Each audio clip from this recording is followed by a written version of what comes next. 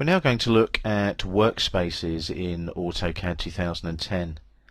Now, as I said on the What's New videos, the workspaces can be customized in the initial setup screens. So let's have a look at workspaces on the workspace switching button down on the status bar at the bottom of the screen. As you can see there, it says 2D drafting and annotation, and as you move over the button, the workspace switching tooltip appears. If I click on the button there, I get a shortcut menu showing me what workspaces I have available. As you can see, 2D drafting and annotation there is set, indicated by the tick there, and what that's showing you is that is your current workspace. When you first open up AutoCAD 2010, it will also be your default workspace. You'll notice that I have 3D modeling as another workspace. You'll notice I have AutoCAD Classic as another workspace. I've also migrated my 2D drafting and annotation, 3D modeling and AutoCAD Classic from 2009, just in case there are settings there that I had customized or perhaps set up on my own rather than actually having just the default settings for those workspaces in AutoCAD 2009.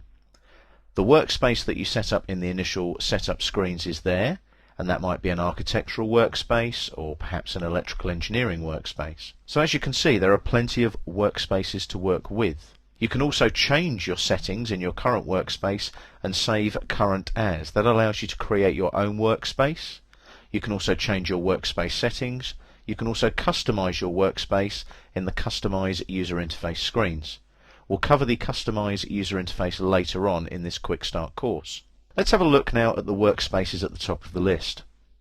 As you can see there, 2D drafting and annotation, well, we're in that already. So you can see the ribbon at the top of the screen there. You've got your draw panel, your modify panel, and so on.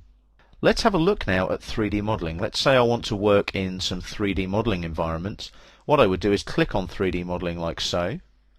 The workspace changes and changes to different settings that are stored within AutoCAD 2010. So as you can see there, my tool palettes have appeared. I can close those if I wish, like so. But most importantly, look at the ribbon. The ribbon has changed to the 3D modeling workspace. So on the Home tab now, it looks very different. I have modeling, I have meshing, I have solid editing, draw, modify, and so on. If I look at the Mesh Modeling tab, again specific to the 3D modeling workspace, you can see I have very different icons, very different panels on the ribbon. Let's go back down now to workspace switching here. So we click on the 3D modeling now, and what we'll do, we'll click on AutoCAD Classic. Again, the workspace changes, you'll notice. The tool palettes appear again in this particular workspace, and as you can see now, we're back to our classic AutoCAD workspace. For those of you that have used AutoCAD up to AutoCAD 2008, you will most definitely recognize this workspace. Some people still like to work in this workspace. Again, it comes down to personal choice.